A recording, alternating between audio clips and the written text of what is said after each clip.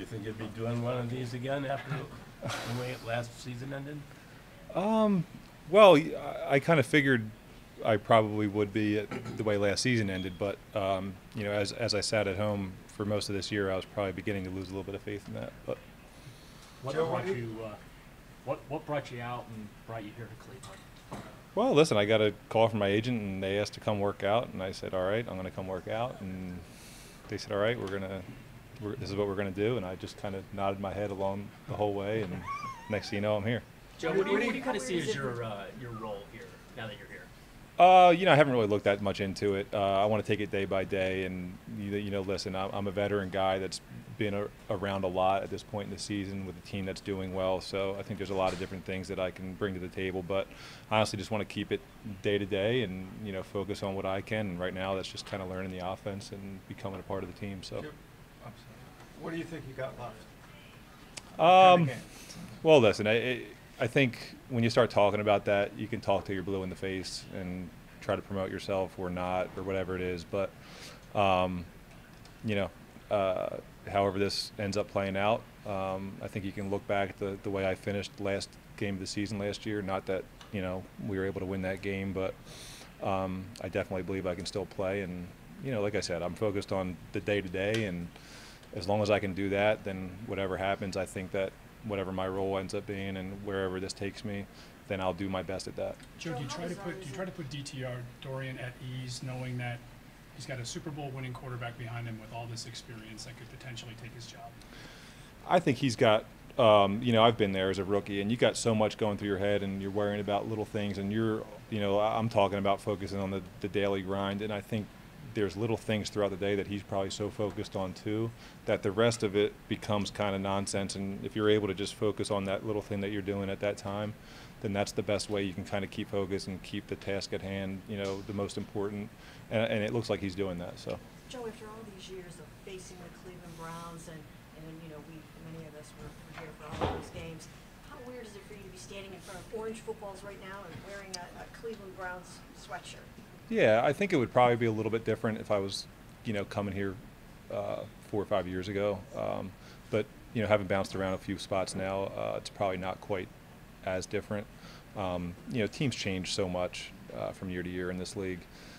Coaches change, organizations change. So when you look back on it, it's really, they're so separate that there's probably a little bit of strangeness to it. But overall, like I said, you kind of come in here and you focus on meeting the new guys that are on your team, and it just feels like football, and that's the most important thing. Joe, I remember covering a game in Baltimore. I think your wife was expecting that day. That day. And you went right after the game. Yeah. That child, I had my how second. old is it He's now? 10 years old. He's in 4th grade. Yeah, she had him at 11:32. Thank God she had him before the game. I didn't think it would affect me that much, to be honest with you, and I paced around that locker room until it happened. And, yeah, definitely a good thing that it happened before 1 o'clock. Joe, I know you're looking for an opportunity, and this is the one that came about for you, but what have you gotten to know and appreciate about Coach Stefanski, Alex Van Pelt, the rest of the staff that made this a comfortable spot for you? Yeah, it's funny. I mean, even before I came and worked out here, Gary Kubiak gave me a call and just, had a lot of praise for these guys. And, I trust Gary's word. I was only with him 1 year, but very honest man, and so what he says goes, and definitely had a lot of good things to say about it. So I've seen that so far. Well, how surprised were you, Joe, that you weren't on a team until this late in the season? Well, I think, I have a lot of pride in myself, and I think, I think very surprised, at least early on and throughout the course of the off season. But, as the season kind of goes along, I think the surprise turns into other things, and you're not necessarily surprised anymore. And listen, I think also this is my 16th year in the locker room. You've seen a million things, so to be super surprised by something, you're probably, you probably don't have your head in the right spot. You shouldn't be surprised by anything at this point. What were you doing? After the Browns, you agreed to come here, then Joe Burrow goes down. Just wondering, I mean, did you start to have like any other phone calls or anything like that? No, you don't even think about that stuff. Okay. You make a decision and you feel good about it, and really my decision was just some kind of opportunity, and I know I still want to play football, and anything close to being put in the locker room and given that opportunity, all the other things kind of go out the window at that point. You don't really look back. What were you doing to stay in, were you working out to stay in shape in case you did get a call? Of course, yeah. Listen, I mean, working out part of my life now, and throwing the football is so much fun. Now, listen, I mean, I haven't really been able to throw to like top speed targets, but I've been able to keep my arm in shape, and that stuff will come when you get out there and get with these guys. Do you think the way that you played against them last year had any factor in them pursuing you for this position? Who More knows? touchdowns? Who knows? I guess it doesn't hurt to go play well when you do have an opportunity to, but you never know how that's going to affect the future. In the workout for the Browns, did they want to see how mobile it might be? You have to ask them what they wanted to see. But I was excited to do it. I've never been through a workout since I came out of Delaware, so I was excited to get in there and do it. And I got to tell you, you want to go impress, so you feel a little bit of something when you're going out there and working out. Joe. Like I'm sure everybody does. But it was cool, and it was a good workout. Joe, sorry, 7-3 obviously speaks for itself in a lot of ways.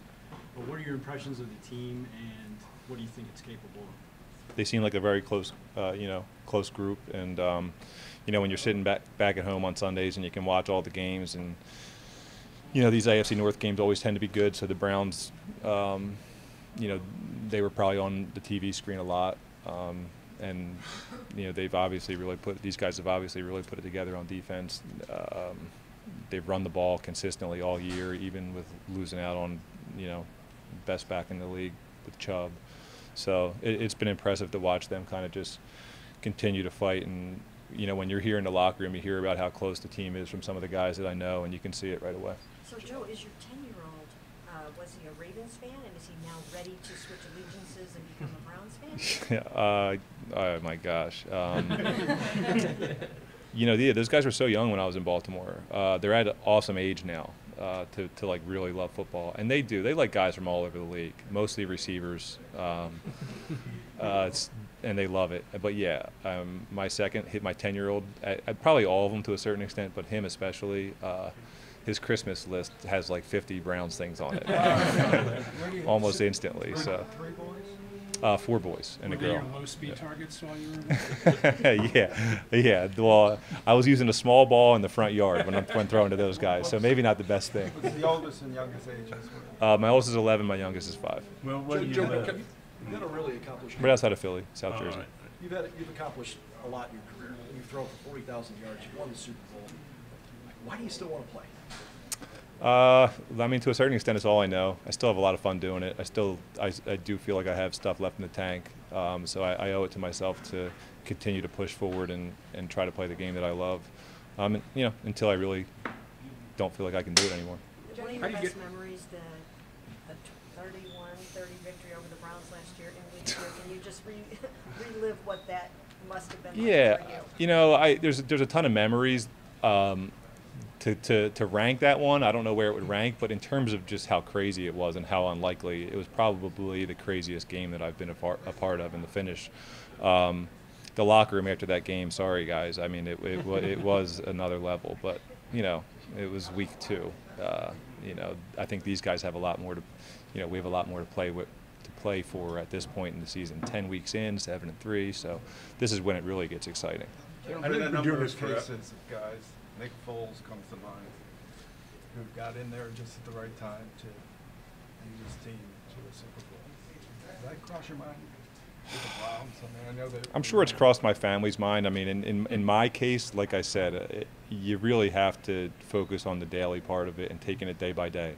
And 5-6 days ago, that was coming out here and making sure that I could have the best workout that I've had. And now it's coming in here and grinding away and trying to learn the offense and listening to everything during the walkthroughs, and also becoming part of the team. Prove that I belong to be on the team. Go out to practice today, and when I throw the ball, make sure people see that I can still do it. And I mean my teammates. You want to be a part of the locker room for real, and I think that's the #1 goal when you first come onto a team. How long does it take you Just a to couple learn more. How long does it take you to learn the offense here? It depends. I mean, there is some familiarity with some of the verbiage that Kevin has and things like that, so it makes certain parts of it a little bit easier. And then, as you look at the whole offense and then you kind of pare it down to a game plan, that makes it a little bit easier also. So you can kind of like take whole and then breaking it down into a part, and you can get it pretty quickly. Yeah, those Ravens teams you were part of, they won a lot of games. They were good in the clutch, in late game situations. What goes in the mindset of a team that makes them, that helps them succeed in those moments? Like this team. You look back on those teams, and I think playing in this division and we always had a lot of tight games, and we lost some of them and we won some of them. But I mean, listen, so many good games. You try to tell people when I played against the Cleveland Browns, like they went when there weren't a ton of wins here every year. There was a ton of really good games, and when you get used to playing close games in the fourth quarter, where you're not just blowing people out, it really lends itself well to playing playoff football, because you're going to face good defenses and good offenses. And sometime throughout the year you can kind of just go out there and beat up on a team and you win 35-15. And what are you getting out of that besides kind of getting your confidence going and everything like that? But when you can play tight games consistently, and when you can, when things are muddy, kind of like last week against the Steelers, you're not going to have clean games against those guys, no matter how you may feel you should do. I think those things all kind of help the mental part of it and the resilience of the team come late in the season. How glad are you that you are on the same team as Myles Garrett now, as opposed to having to worry about you've lined up across from him, and now I get to see him in person. They always look a little bit more inviting and friendly when they're not in their when they're not in their uniform and helmet and shoulder pads. But yeah, he's a monster, and he's had a hell of a year. So definitely good to be on the same side as him. Thanks, guys. Yeah. Welcome to the team.